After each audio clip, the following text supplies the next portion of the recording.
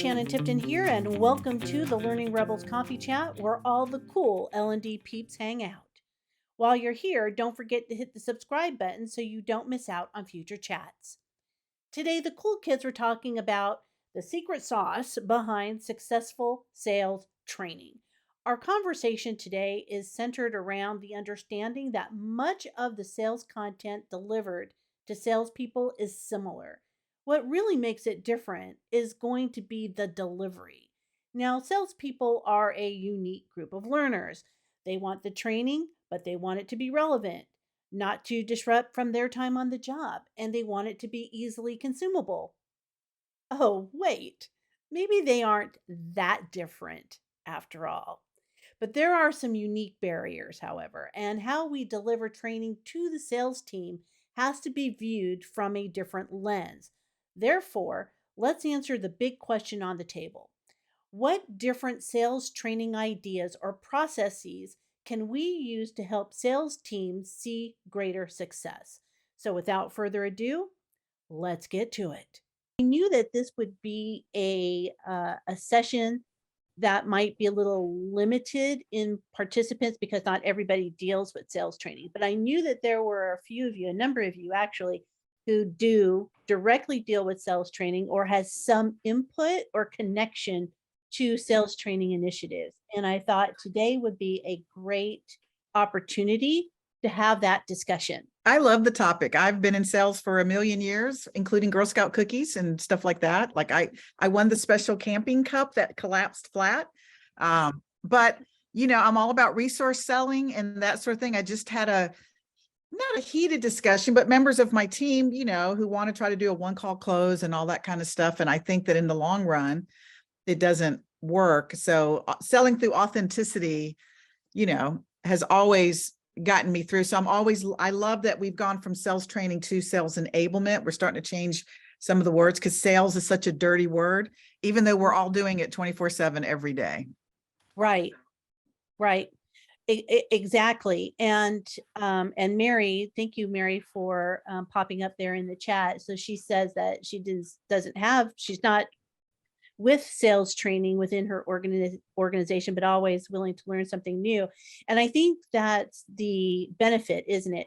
Is that sales training, a lot of organizations keep sales training separate, from their actual training departments for some reason, because the techniques really do overlap, you know? So there's a lot that we can take advantage of. And subsequently, that's why I put in the email that even though you're not a sales trainer, you may have ideas about how to reinforce the exchange of knowledge that would benefit those who are involved in sales training. So thank you for that. And I'm sure that we're going to have, I'm sure somebody's got a book. you know there are so many books out there about sales training that you know are relevant today. I can think of a few that are older, but I'm sure we can come up with some that are relevant for sure. Okay. And so now here's the question that oh that I'd like to start with is what is the struggle when we're specifically talking about sales training, sales enablement? What is the specific struggle that is happening out there? So thankfully, all the sales training I've conducted, I have been in the role and did it well. So while I never put myself up as the expert in a training, I bring that background and the participants respond to it. But I feel like there's some level of I haven't done it, so I steer clear, which leaves it to the individual lines of business. And these subject matter experts may not be trainers. So yeah, I feel like there's so many different things that kind of contribute to like what makes it kind of scary. But I just got a role where I am not tied to a specific line of business and I get to see how we need to build a program that would allow their subject matter experts working with the trainers to develop some content that really would be very similar across like all lines, but no one in the line realizes that because they think their sales is so unique. Yeah, you're right. And I have yet to work for or with an organization that doesn't believe that their sales is unique. And even though it's sales is sales is sales, right?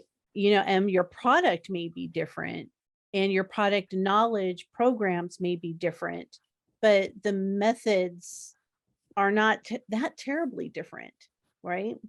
And I agree with you. I think I see from a struggle perspective is a, a lot of salespeople, they have a lot of great knowledge and a lot of great experience. And so we put them into that place of leading, learning, and they may not necessarily be the best person for that. So that brings up a good question. So how are we bringing sales subject matter experts into the training world so that they can do it successfully, so that they can present their content and really do ensure the exchange of knowledge? So how are you helping them with that? How can we help with that? We've been experimenting with something that's just basically a pitch tank where people record their pitches, and then it's on video. They have 30 seconds. It's like an elevator pitch. And then they can look at themselves and see, are they delivering the message with all the value propositions added? Are they stammering on it? Are they confident? Are they authentic? And then, it's a private group, so nobody else can see it, but it's that core group, and it builds community with them as well and helps build camaraderie. Is that the right word? Because sometimes in sales, depending on if it's commission structured, all that, sometimes you can't get a community, and your best salesperson isn't always helpful to those who need some tutoring because it could affect their paycheck. So it depends on how you're doing it with pay as well, if that affects them. I see. So other salespeople don't want to share their particular secret sauce. If it's a commission-based organization, sometimes they don't want to do that, because if I'm the best salesperson and I teach you how to sell sofas as well as I sell them, you might get in on some of my territory. And that's the downside of full commission, because then it's hard to build community in that environment. And Donna, if I'm commission only, you're going to take time out of my day to record this video when I could be making money? Exactly. So doesn't mean you can't get them to participate, but putting them in a leadership role. And you've seen that too, where a really good productive salesperson is sometimes promoted to management, and sometimes the good salespeople aren't always the best leaders, shall we say. This is a safe space, is it? Yes, absolutely. And I think that we would all agree with that, regardless of department, that happens all over the place, right? But I think you're bringing up an interesting barrier to success, which is when we're trying to compete with the salesperson's wallet. So I love the idea, Donna, about the 30-second videos with the pitch tank, because that doesn't take a whole lot of time. And you're not really giving anything away, as far as, knowledge, or you can still say, this is my area of expertise, without giving away your secrets to perhaps other people within your organization, maybe. Yeah. So I love that idea. What other ideas are you all using to help balance that? Because it's a big balance. And Kelly, you have a lot of experience in sales, working with salespeople. Well, I had it in the past at some of my other companies, and then I went into compliance training, and I've been doing compliance training. Now I've landed back into the commercial organization. So it's it's somewhat new still to me. Like I have not gone through our advanced sales training, so I don't even know what techniques they're supposed to be using. And so that's kind of like, for me, I came to this because I want to know how people, is there a secret sauce? Are there techniques? Are there things that we can do? And so so this is the type of forum. I do know that, Shannon, what you said about you're competing with our wallets is true.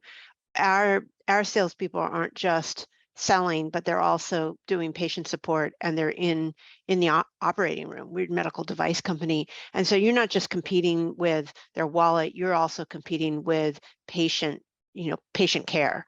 And so it is challenging to get that that time, and like I had no idea what windshield time was. Like they were kept talking about windshield time, and I was like, what the heck is windshield time?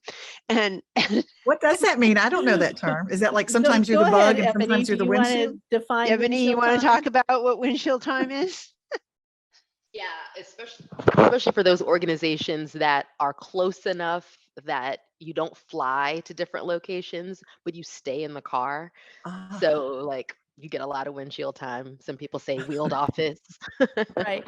It's the drive time. It's the time in the car is what it loosely refers to as windshield time. Haven't heard that term in a while, but yeah. So Todd, do you have experience dealing with sales teams? I had a feeling you were going to call on me. Yeah, yes and no. You know, a lot of my primary background has been designing a lot of multimedia training and e-learning specific type stuff that can be more process related or tech detailed. But I'm now coming to work with a large commercial bank right now, and the I guess the call center contact team also does sales. So I'm trying to pick up as many, tips here as I can. But I wouldn't say I have a vast background in it. I'm really just kind of a sponge here right now. And I want to sap up as much wisdom and experience that everyone else has to help me with this new project. So Well, I think thank you for that. And I think it's important to identify that there are a variety of different types of sales.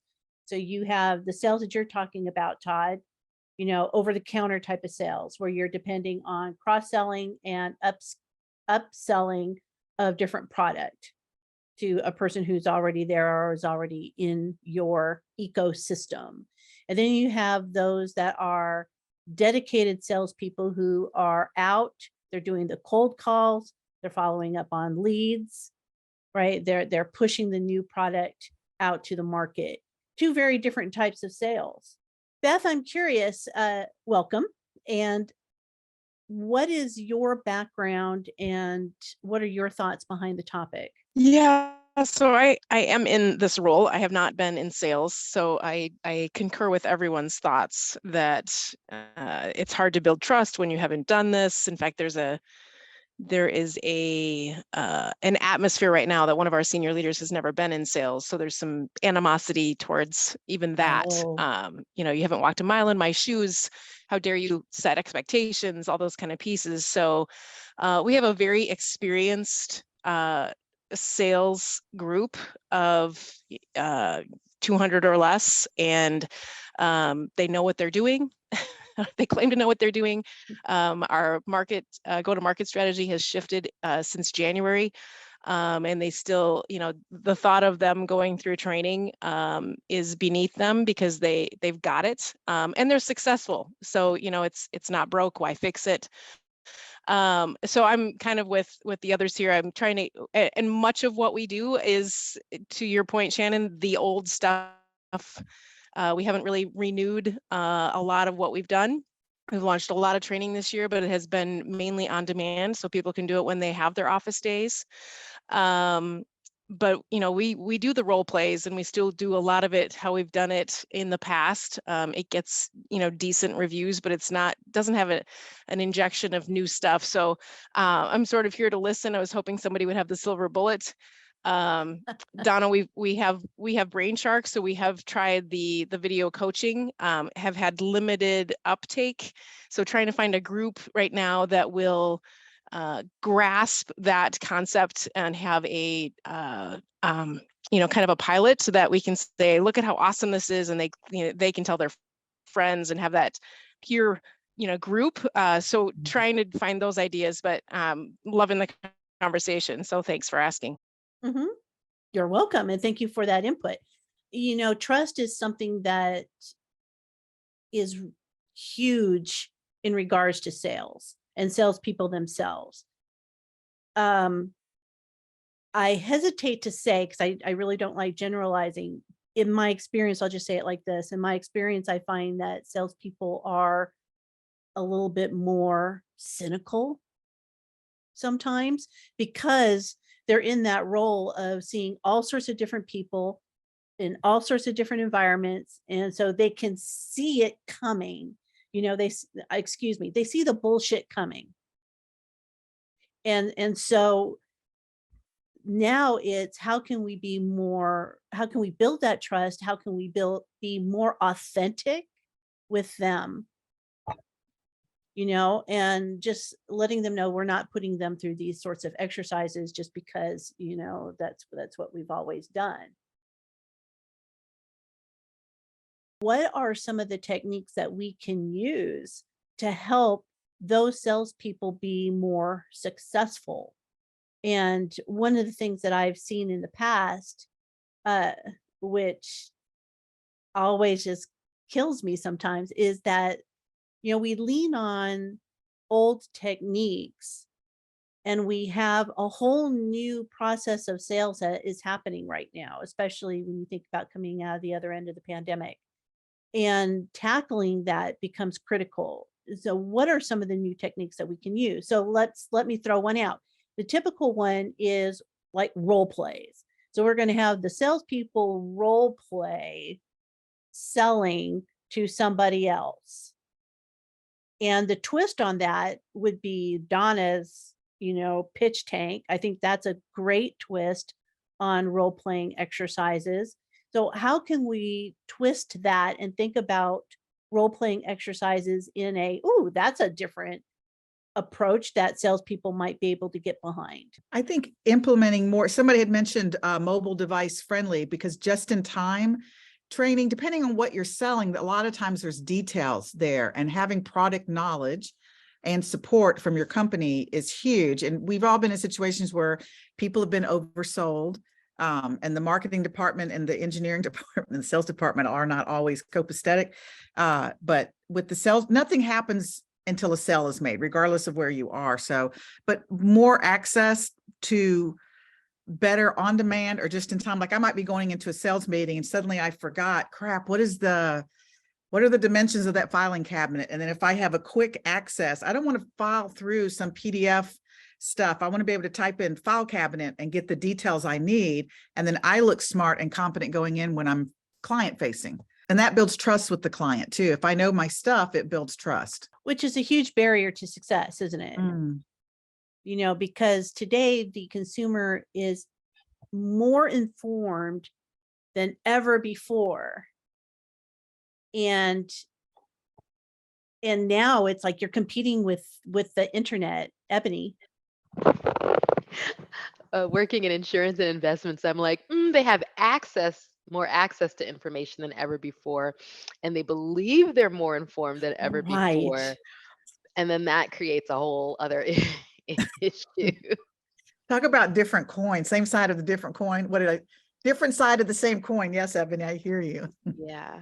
Yeah, But they I have love it more though, access. because It it might not raises the be bar. good access, right? Yeah, it raises the bar. It makes a salesperson differentiate themselves beyond just the product, but it's the advice too. Mm. hmm And so how Yeah, can we better teach Okay. that, Todd? Oh, no, I was saying I've dealt with a lot of people who know enough to be dangerous. So I know what you're talking about, Ebony. How do we teach that? This is a good question because I'm struggling. I think back, I did a contract with Google in Chicago for their salespeople, and I'm not so sure that e-learning and the type of training they were doing in that was the best route. And I'm not so sure I have all the answers for anything in the future of what could be the best route. I mean, I love when you've got kind of recorded pitches and people can practice and more hands-on role playing, but so much is done over the phone and email connections and things for with Google's ad sales specifically.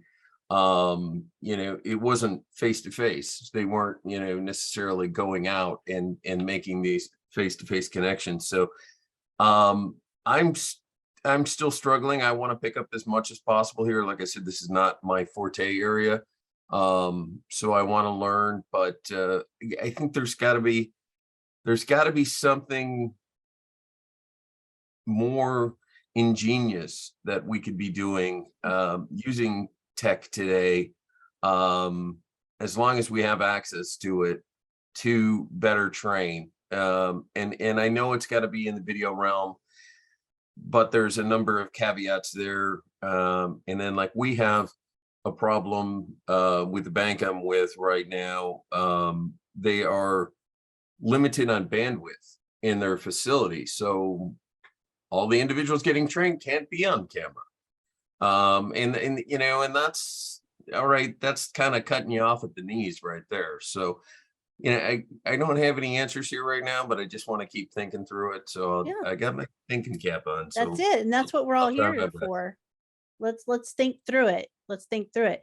So now I think we can lean back. We can lean on our experiences as good L&D professionals, because a lot of these techniques do transfer over. And so if you think about Todd's point, where you don't have bandwidth. Okay, so you don't have bandwidth for video. So what's the next logical thing? Is it coaching? Is it the sales managers and directors taking a more hands-on role to not turn their meetings, all of their meetings, into how many widgets did you sell this week? Is what are your challenges that you're having? And let's talk about, you know, the objections you're getting, and coaching. So maybe there's an opportunity to train the sales directors, because they are reaching in at this part of their job. They should be pinging their people like all the time, right? Like at least once a week, right? So maybe that's an opportunity. If we're not going to use video, could we upskill sales management in how to coach and how to train? Absolutely. I've always said this, and it's not new for those of you who've been on this chat with me for many moons, is we need to activate managers sooner in the training process, so that they can be those ears on the ground that we are not, you know, and managers are going to be the ones that stop good training for whatever reason. You know, either they're not aligned to it, they don't believe in it, it gets in the way of work, or what have you. So now it's the matter of how do we activate them, you know. So I agree with that, Kelly. I really do like tech. I love to click the buttons and try everything.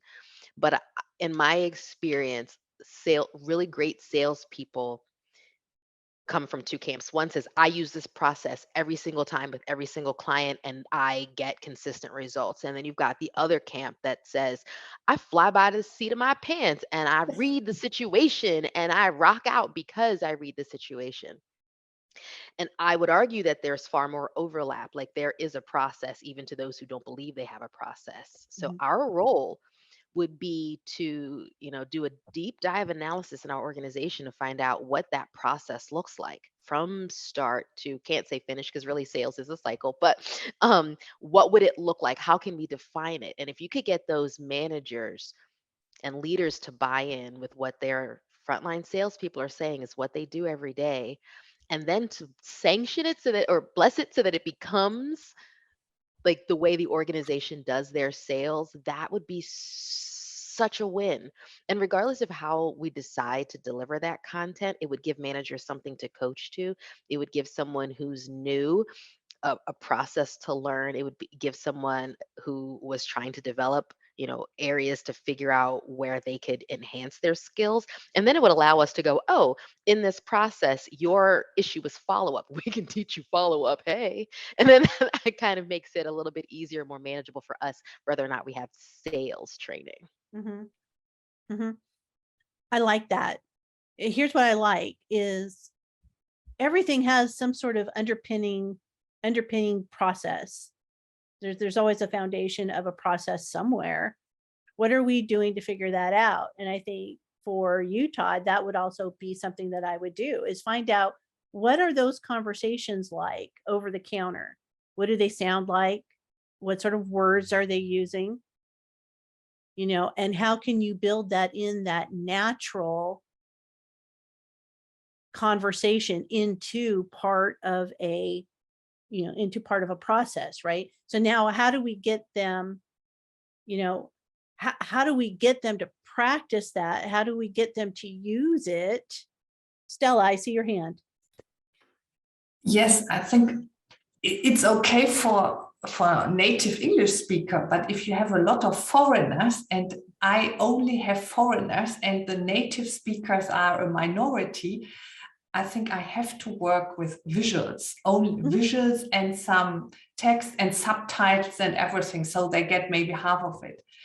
But I wanted to tell you another thing, because you've always insisting the last month on contacting the managers. So today, I was last week I was talking to the sales director, to one of the 10 directors, and I was telling him, listen, there are only 2 sales directors that are really doing their job, and their teams, they've done all the online trainings, and all the rest, they are not doing it. I will stop doing online courses, and now we have to get the salespeople doing it, And I named the persons, I said it's only Roberto in Italy and Christina, she's for Eastern Europe, and they are the best. They have the best sales figures, the best teams, there is some link.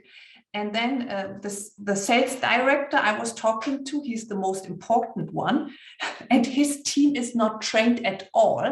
So he said, well, Stella, tomorrow you will be training my team. I will be there as well. We are doing, you get 1 hour every second Friday, and we are doing it together. So I show some slides of the video. I show them the short quizzes, and the quizzes, they are little scenarios. The customer asks this and this, what do you respond? And I was shocked a bit. There were so many common misconceptions. I'm working in the biotech industry, so we do hand pipetting and automated pipetting. And they said automates are better and faster, and it's not. Yeah.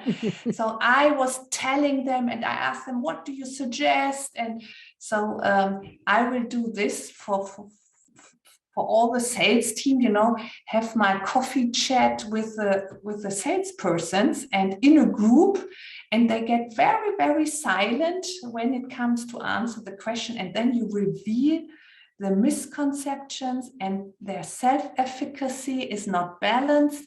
They think they know everything, but so I will stick to the most important stuff they should know, and every second Friday, and maybe I have meetings with all the other foreigners. So this helped me really, Shannon, that you always said you have to get the managers involved. It's a social contract, I'm not responsible for everyone to get trained. So and what I also do, I look for the stars. I look for the best salespersons, and I do videos with them, only 5 minutes long. And so, there's a photo with them, and then some slides with nice visuals. I prepare everything. They can modify whatever they want, but it should stay short. And I tell them, the upper management will watch this video, and your colleagues, so they know they have their reputation. That's also something that worked quite well. And they show their technique, how they work from their car using a tablet and everything. So involving the best salespersons with very short videos, that's helped me a lot. That's excellent. That's excellent. Good for you, Stella. Yeah. Good for you. I mean, can we just round of applause for Stella, because, and the fact that you said it's these people. Yeah. I think that's huge. I mean, bravery. I've been in the company for 20 years. So, I just went to the manager, listen, no more online trainings. We have to get your people. And then I think it was his reputation in question. He's in the headquarter, and the Italians and the East Europeans are better. His reputation was in question. So, but I said beforehand, I said, I'm getting a depression, because no one is doing the courses except the Italians, the Spaniards, and Christine. So what's the point? I stop it. I showed my distress and my trouble. And everyone wants online trainings, everyone. And I said, no, I'm not doing. I really said, no, I'm not doing it. And they accepted it. Yeah. So that was my great day yesterday. That's great. And congratulations. Yes, definitely. Congratulations, Dal. And good for you, for holding your ground. And good for you for knowing your audience. Yeah. Some of the techniques that we talk about, not necessarily on this chat, but on others, we talk about a variety of different techniques, but it all goes to context. Yeah. What's the context? Yeah. Right. And so I love that you held your ground and said, okay, we're going to do this in person, but it's not going to be just my voice. And I think that's the important add-on there, that it's not just your voice. Yeah. It's also the sales directors. It's also the leaders who are helping be the champion to the message. Yeah. So good on you. And in your little bit there, you gave off several good ideas, like having your own coffee chat with the salespeople, bringing them in and not being the leader, but being the moderator and letting them share whatever it is that they want to share at that moment, because that also builds trust. Because you're not always going to get the results that you expect. I have many coffee chats. As you guys know, we have many of them. And some of them don't go the way that I thought that they were going to go, because I let, you guys drive the conversation. So I come in with one goal and I leave with other things that happen. It's like, oh, wow, that was interesting. Okay. All right, cool. And so I think when you're dealing with salespeople, it's important to let that flow the way that it flowed. So yay, you. I'm seeing a lot of conversation in the chat over video. Use video, don't use video. Should we use video? Should we not use video? Where does video come into the sales process? And what I think is interesting is that yes, video, yes, but I think that we are, I don't think that we're falling back enough on just audio. Podcast, exactly, Elizabeth. So I'm sorry, Elizabeth, do you have any what's your background with sales training in particular, if you have any ideas about the podcasts that you just threw up? What are your thoughts? See, question above. All right. So Elizabeth's question was, is companies L&D needed for sales techniques? Is that in scope? Is it focusing on all the ways to sell this particular product? And I think that there's a marriage that could be happening. If not maybe a marriage, maybe we can live together between sales training and L&D. Yeah, because it is a partnership here about what we can do. And if we went into the sales world and said, this is how we can help you, because we have a strong knowledge of adult learning theory, we can help you here. You have all of the sales techniques. Maybe I'm not a tactical salesperson or a relationship building salesperson, or maybe I don't have information about sales enablement, but I can learn that and I can help you with it. Right. And I think that that's where our next logical step is. And now let me bring this back. Let me bring this back to audio. Doesn't necessarily have to be a podcast, but audio clips can be beneficial. So let's think out of the box here. I'm going to throw it over to you so that it doesn't become the Shannon show. It's not supposed to be the Shannon show. It's supposed to be your show. So what are the how can you imagine using audio if you do not have the capability for video? I hate to go tech, but that's my whole background. That's okay. But I could imagine an interactive quiz using actual statements spoken with inflection, where you could listen to A, B, and C and D, or you could listen to some scenario, or you could listen to the first objection or something, and then what's your counter objection. Mhm. So I think hearing it could definitely create more of the ambiance and the environment that a salesperson would be in personally. And there's some great products. I haven't investigated all of them, but one I have used, just used it in an animation for Home Depot. They used it, and it was Speechalo. I'm sorry, it was what? Speechalo, where you can copy paste text right into a speech generator, AI speech generator. And it was pretty darn accurate. There was only certain things that I had to tweak, maybe spell a word differently so it phonetically pronounced it differently. But you could knock out audio nowadays 10 times quicker than having to hire a voiceover person or something like that. And I've done a lot of voiceover, so I hate the idea of turning to AI, but some of it's really good. Mhm. So that's one way I could think is, we could build more interactive audio scenario based questions or situations that are, definitely kind of like role playing, but generated completely and wholly with just you and me. So I think that's one way.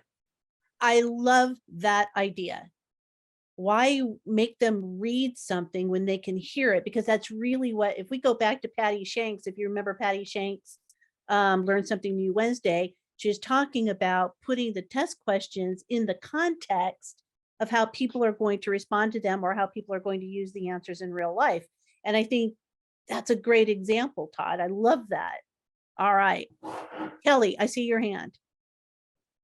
Oh, I'm going back to that problem of windshield time, podcasts, audio. And what we've seen is that there are different ways to sell and solve different customers' problems. We have like the competitive physicians, and then we have the first adopters, and how we sell to those people are a little different.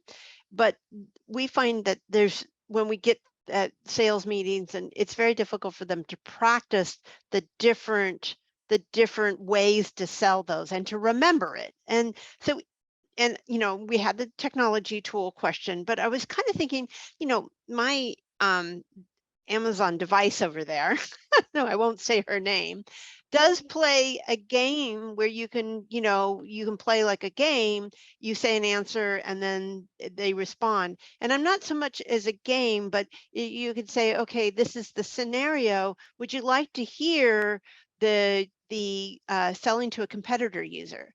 And if said yes, then here would be the competitive user conversation, like have a recording. And I don't know if this is possible or if this is, but it seems to me is very possible. It seems to me that if they could hear it and they're in the car, if they wanted to pause and you could say pause, and then they could practice that would be something that maybe they would use. I don't know, that it seems like windshield time and that interactive, and then hearing the different approaches. And they said, no, I don't want to hear that. I want to hear how to sell to a new adopter, or never a new physician, never, like, what do those scenarios sound like and what's been effective? And certainly asking the most effective salespeople, how do they do this, right? But it seems to me something like that would be somewhat interactive, and they could hear the different approaches, because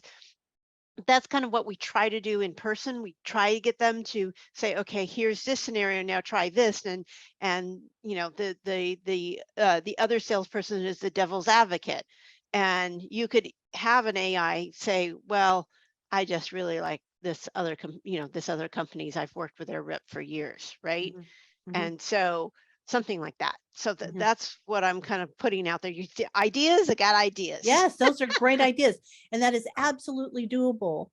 The device in which you're talking about, because I have one in this office as well, so let's not wake her up, is you can create training on that device. And all they have to do is wake up the device and the device and just ask it. Just like you said, exactly what you said, Kelly, is completely doable. How much additional support do you think would be needed to kind of drive it and ensure that people are using this specifically when they're traveling?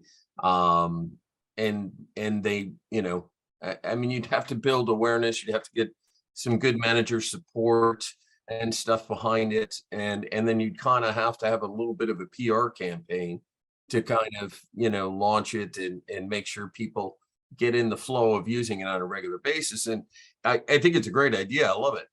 It just only works for the traveling salesman. I don't know how that could be applied in, well, I mean, there's other ways I guess it could be applied.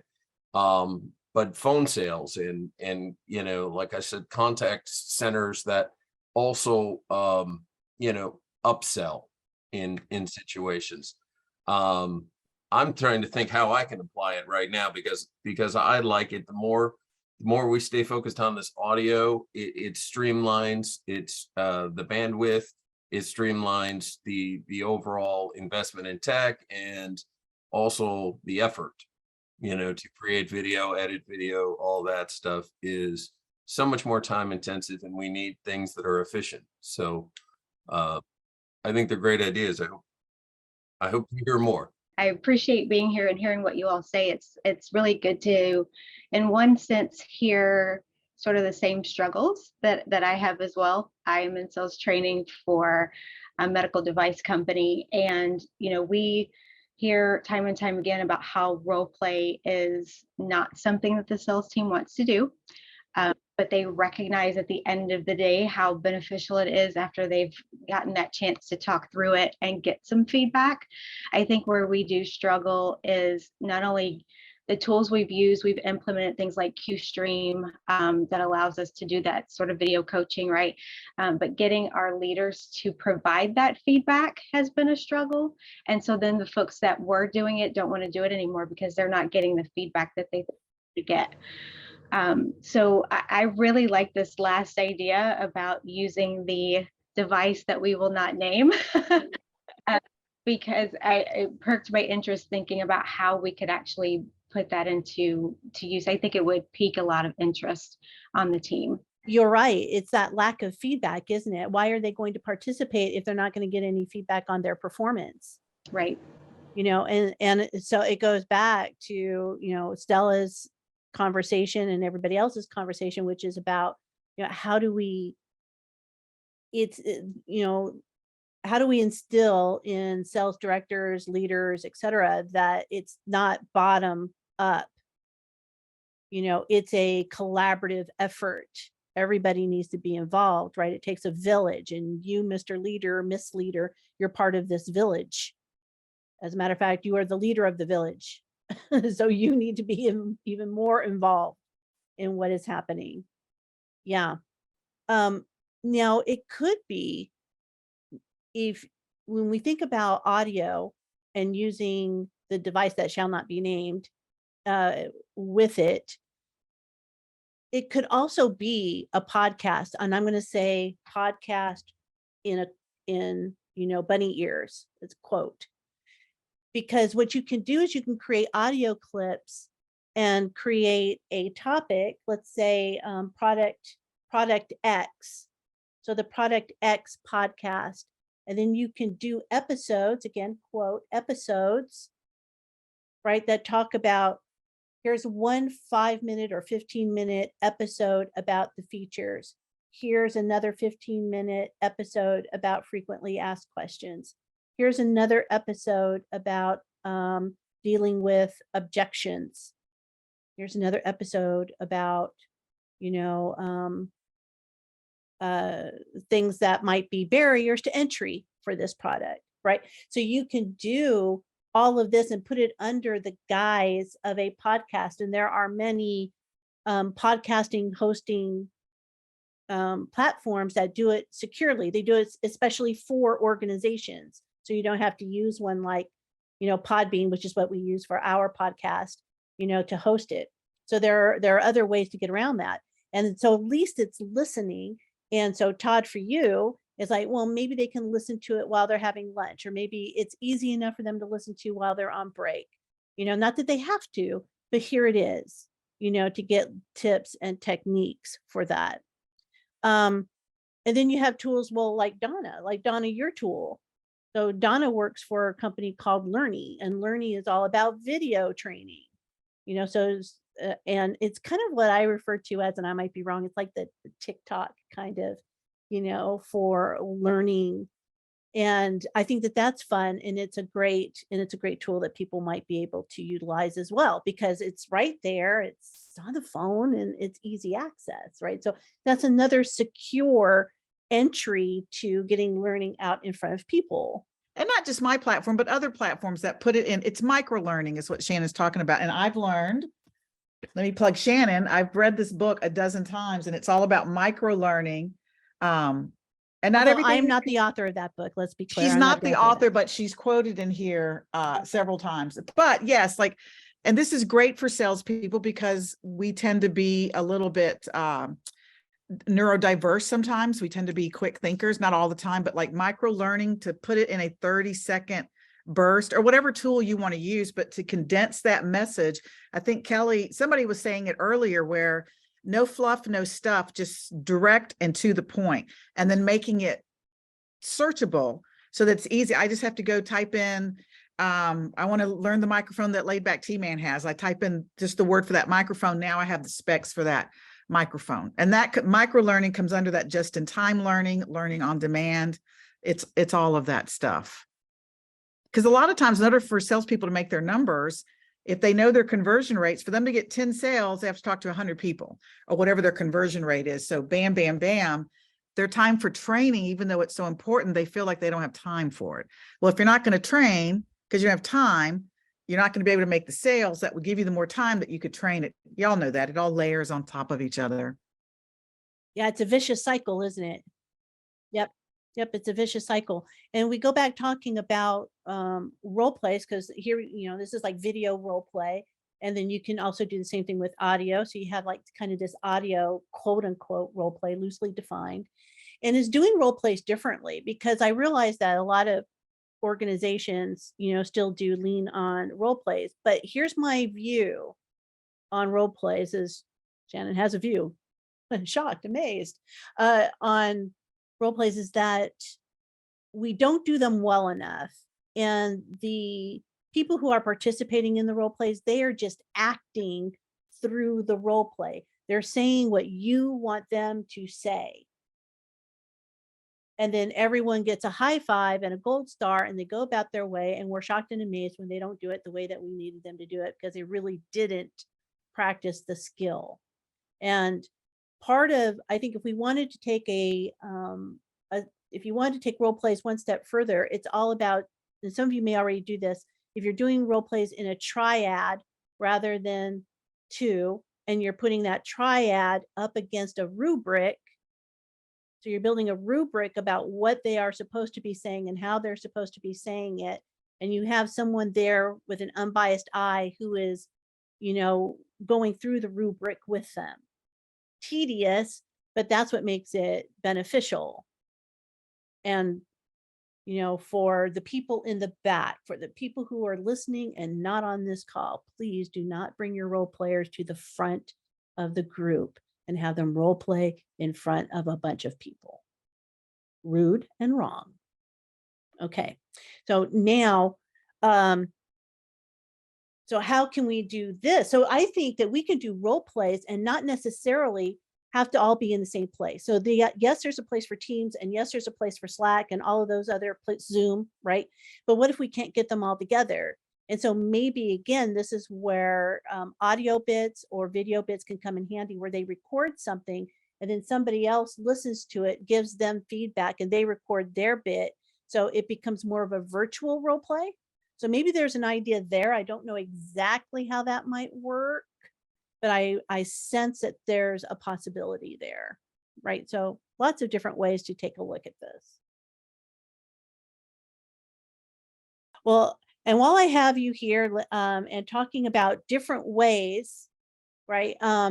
The Learn Something New Wednesday, all about sketchnoting. And there was an interesting study that Rachel Burnham conducted about sketchnoting and learning reinforcement. What they did is that they took a class and they had a control group and a real group. And so in the control group, they gave them an extra 10 minutes at the end of each lesson to sketch note their learning. And the control group did not have that same 10 minutes. So at the end of those 10 minutes, people didn't know how to draw. They didn't go through a formalized sketchnoting class or any of those things. But the study showed that at the end of their time together, at the end of that, it was like a university type class. At the end of that class, the scores were higher for the group that had the ability to sketch note at the final 10 minutes of the lessons. But more importantly, the lower scores were higher. So that means that if the low scores of the class were, 25%, those low scores were even higher because they had that opportunity to think differently about how they were processing the lessons. And I thought that was a really important piece of information that came out of that study. So maybe there's something in it when we're talking about how can we get salespeople, because they're very creative too. So maybe this might be another area to bring out creativity with the sales force, possibly in your knowledge or participating in the Learn Something New Wednesday. Maybe that's information that you can also take that and practice with the group. Todd? Can you, this is a new concept to me. Can you elaborate a little bit more on what sketchnoting is? Is this like Sketchnoting, if you've producing seen people who tutorials? turn their notes into drawings. Okay, that's You kind of know? what I assumed it was, but a lot of people aren't natural sketchers or artists. Yeah, So and you don't have to be. That's the key. That's the important bit. okay. The important bit is that you're taking your learning and you're turning it into a visual mode, whatever that looks like for you. That could be a bunch of stick people running around, which is what mine would look like. So you got a bunch of stick people, just doing a visual representation of the lesson. And I've done this in classroom training before, where I've said, on this flip chart paper, you as a group create a picture of what you've just learned. Do you And have a I recording yeah, of that? Anything of that we could see and kind of get a better picture of? Pun intended. well, if you go to the events page, look under under the sketchnoting, the power of the paper and the pen, and I've got some examples there of Rachel's work, and you can see how that applies, as well as I think I've also linked to that particular research paper. Kelly? So I'm going to say that I'm going to put a plug in for people who have dyslexia and dysgraphia. Writing notes is very difficult. My daughter's grades went up tremendously when she began to draw the notes rather than take the written notes, because she had so many problems with the written words. So she was accused of doodling in class, but she was actually making, the voyage with 3 ships across the Atlantic, and the names of each one of those ships she put into like a piñata and so it was like visual cues for her to remember the names of the 3 ships.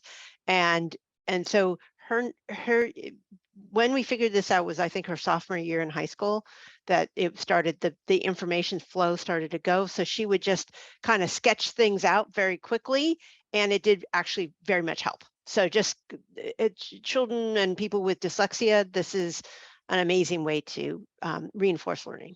Well, I think that's why some people end up in sales because they're just better communicators. They would much rather be out and talking to people and having that contact rather than doing something out of, P&Ls or books or things like that.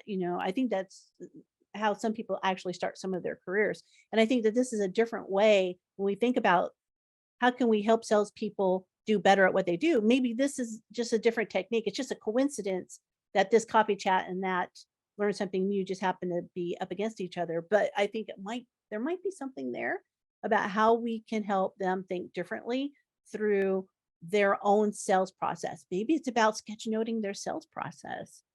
That might be a fun exercise and a important exercise for you as L&D people, because as I go back to the beginning of our conversation, it was maybe there is a process. They haven't articulated that there's a process, but there is one. What does it look like? And this might be a way to get into that. All right. Well, thank you, everybody. As always, new ideas. And I actually have a lot of notes here from some of the new ideas that you guys just off the cuff came up with. And I love it. And I think that this will be of a real benefit for a lot of sales trainers and a lot of sales leaders that will reflect back from our conversation today. Thank you, everyone, for hanging with us for another Learning Rebels Coffee Chat. I knew this was going to be an interesting topic, tackling sales training. While salespeople require the same things that any other workplace learner requires, it's all about the delivery, building trust, and being authentic. So what were the key takeaways today? First, we must consider the barriers to entry. For salespeople, time is money, literally. Anything that moves beyond what they need to know to do the job is a non-starter. As the coffee chat group stated, no fluff, no extra stuff. This means moving beyond simply knowing your audience. It means being hyper-focused on the audience and who you're delivering your message to. Secondly, we must activate management. Stella shared some critical insight here. If leadership doesn't support the effort, then the training is wasted. And I appreciate Stella's story. It's an important example of having the courage of commitment to stand your ground about what will work and what won't. Now, there were many examples of how we can put the right content in front of the right people at the right time. Take advantage of the windshield time through the use of more audio, be mobile friendly, host a sales coffee chat of your own, and many, many more ideas, which are all going to be listed in the show notes below. We have the ability to change how sales training is being delivered for greater impact, not only to reach business goals, but also to help the salespeople reach personal goals. As you heard, the ideas here were only limited by our imagination. So now you want to join us live? And you know you do. Go on over to learningrebels.com and sign on up. In the meantime, stay curious, be rebellious, and take over the world. Bye for now.